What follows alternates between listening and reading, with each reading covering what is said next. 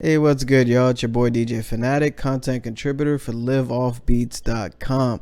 Yo, welcome to this video. Thank you for watching. It's basically a beat breakdown of a nice emotional piano pop type beat, if you will. Has a really beautiful melody. It's very musical, and I thought I'll share with y'all. Being that it's really popular on my pop scene, like pop artists and whatnot, and pop R&B-ish artists are really feeling this beat. So thought I'll kind of show you a couple pointers, and hopefully this inspires you to make something dope, or just shows you some type of technique or something that you can take and use in your own beats and kind of run with it and make it your own. If you like to follow me, you can follow me on Instagram at DJ Fanatic Beats. That's PHANATIC, or Sounds for Producers on Instagram as well. So let's get into this beat right quick.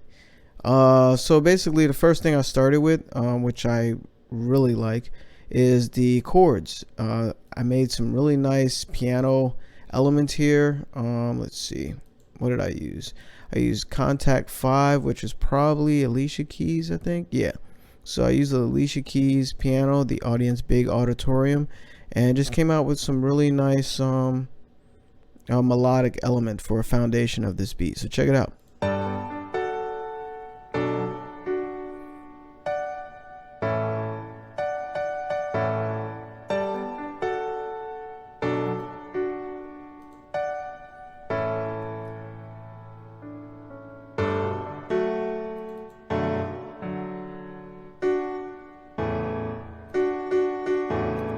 Now notice there's a lot going on there. You can spend forever trying to figure stuff out and just mess around with MIDI. I'm not going to go over the music theory and stuff like that, but definitely, I wanted just this piano part to stand out and to be the focal point of this beat. And having a good foundation is important when you're working on music. So notice the second pattern 2, is actually a lower octave. And it's the same chords, same melodies. So like if you listen to it, there's actually melodies within the chords.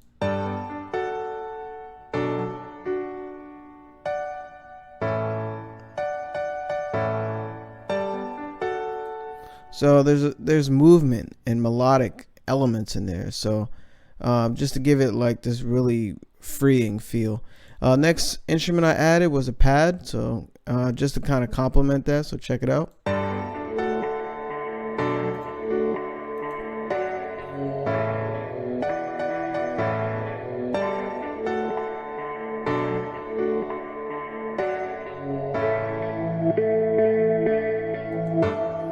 And that pad is just really cool because it has a lot of movement, a lot of like reversing effects to it. It's a nice preset I have. Obviously you can see right here, I wanted to show you in Excel by Output. It's the Black Hills preset, and it had some really nice movement in it that I like. So those two together already sound pretty complex. So moving along, I added like a soft lead in the background. I believe I used, Arcade.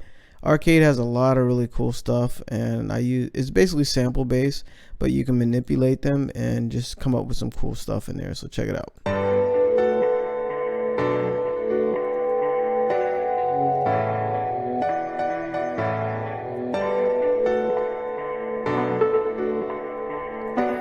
And you might not even notice it's there. It's very, very complementary. Like it just works together. And I can't stress that enough when you're working on your beats. Sound selection is vital, because you want to pick like some random sounds and just throw it all together in a pop beat, or R&B beat, because it'll cause friction and it kind of take it away from your listener, from your audience, and it doesn't help you sell beats. When you got random sounds together and even out of key, it's disruptive to the listener. And to another producer, they already know. They're like, yo, he's kind of beginner, or he needs some work. So let me play that sound by itself. Check it out.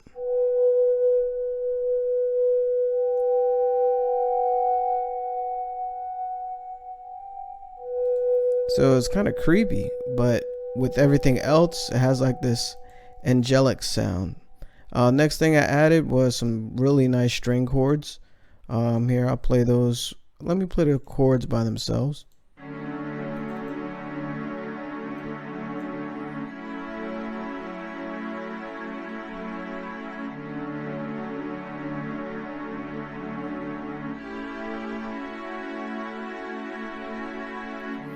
So not only do you have complementary sound selection, you also want to consider the type of chords or type of range. Basically, like if you visually look at it, look all the movement in pattern 1. There's tons of like little notes here and there. There's melodies inside the chords, and then you got movement here, and then you got pretty much steadiness here, but also I'm adding steadiness here. So you got steady, steady, movement, movement. So you have contrast in the melodic rhythm of it as well. So you got sound selection and movement, how they complement each other. Very important. You know, I do this stuff like subconsciously now because of how much music I make through the years. And sometimes I forget, like, yo, did I just do that? And these chords actually weren't too advanced. They're just 7th chords, but they sound really good with these other elements. So let me play those 4 together so you kind of get a feel of it.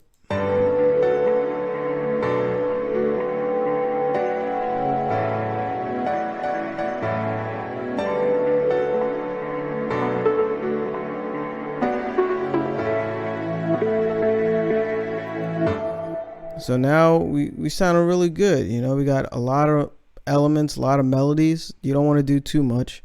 Next, I started adding some drums. So I think this is the snare, I believe. Yeah, this is the snare.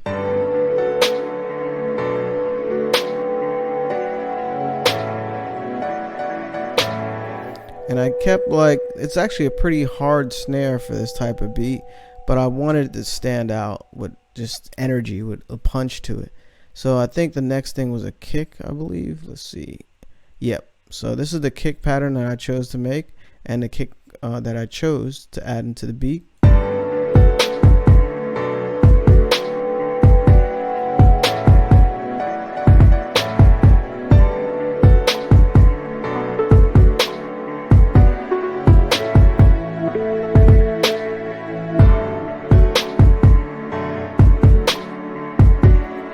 Yeah, so it has like this bounce feel to it, but the kick is really punchy and the snare is punchy.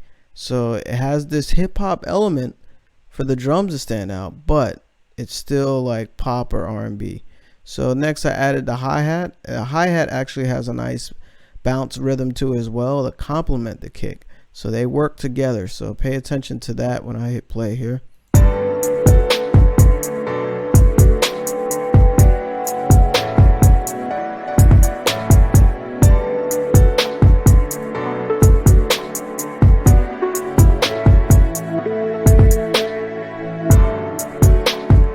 And I think that's one reason why people are really feeling this beat, because when you do little nuanced things like that, instead of just a straight hi-hat all the way through all the time, when you do unique hi-hats with unique kick rhythms, and then you got melodic things happening like that, it's just something special. You're taking your music up another notch and not just making it simple. You know, sometimes simple is good, but you know, you want to push the envelope a little bit sometimes, you know. The next thing I added was a pretty straightforward hi-hat to kind of give it some more stability.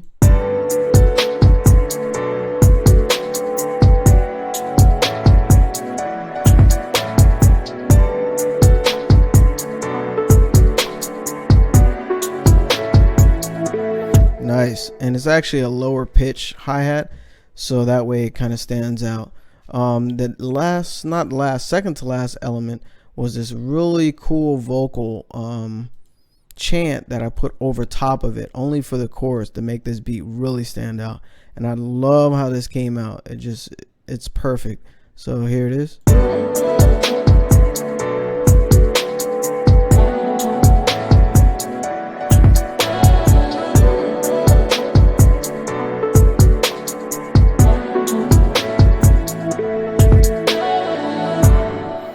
Wow, man, that's that sauce right there.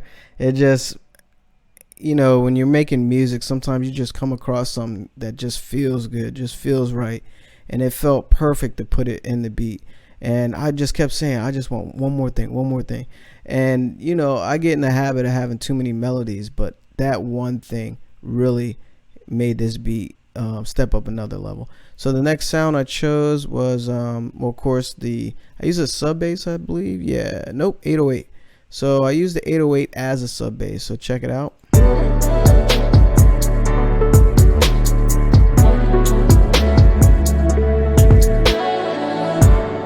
And when I say that as a sub bass, basically I have a long 808, should be, yeah, pretty long, and I used it as a sub, so I have these long notes and also bending to use it like slide.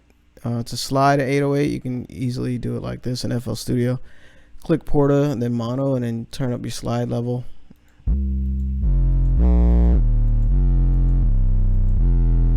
And kind of see where you want it to go. You can mess around with the parameters and kind of create your own slide level, whatever. So yeah, I made the 808 sound like a sub bass to kind of have its own melody, and I thought this beat needed that. Instead of just a straightforward 808, I wanted to have a little more melodic element to add with the chords and whatnot. So let me start the beat from the beginning, and before I do that, actually, let me show you what I did mixing wise. Not much.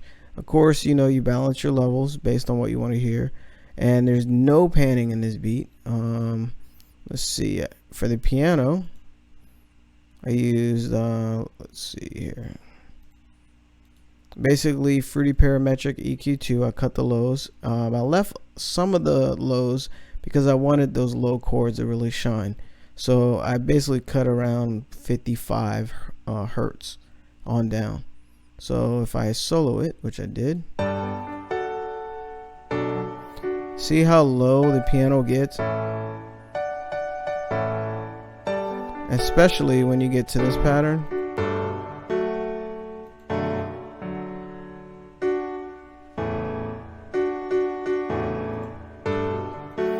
And I wanted to have that richness of the piano. I wanted that frequency to come through, so that way you can kind of hear what's going on. And I thought it just gave it a little more warmth too. So you want to pay attention to certain instruments that you do want those low frequencies to shine through. For the pad, I just cut the lows probably, yep, at 100 hertz. The soft lead, let me just unsolo everything. Soft lead, I cut it 100 hertz as well. The strings, probably same thing.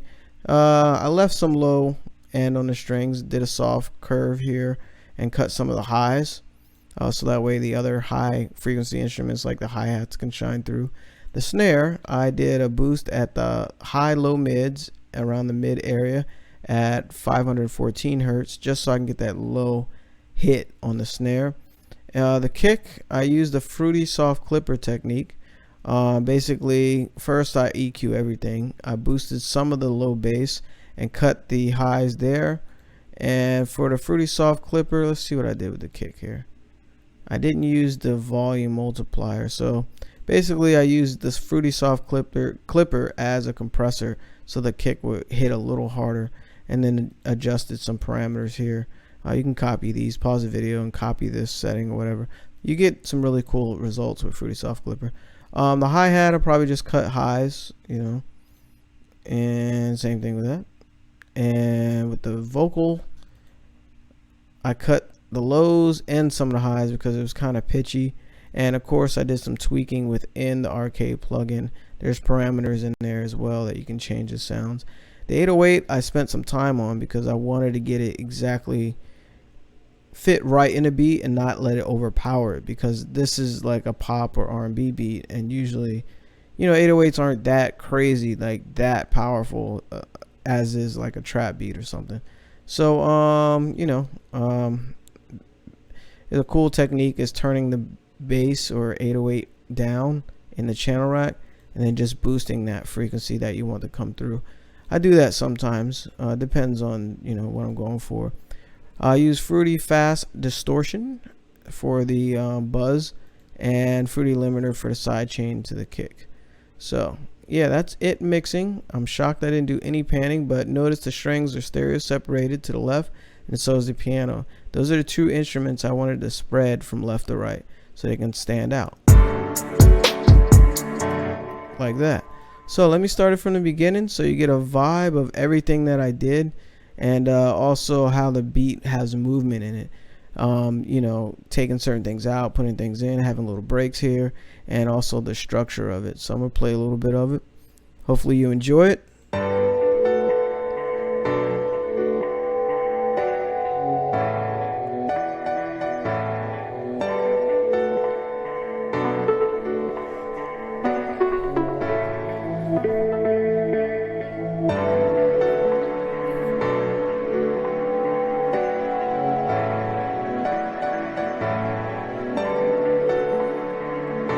Gave you a 16 bar intro.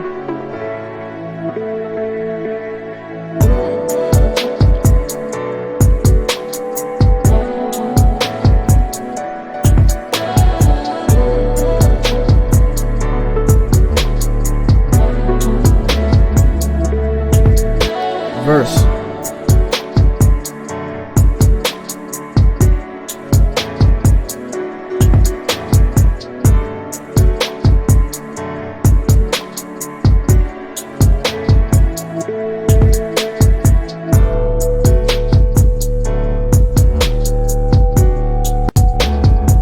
Pay attention to the movement.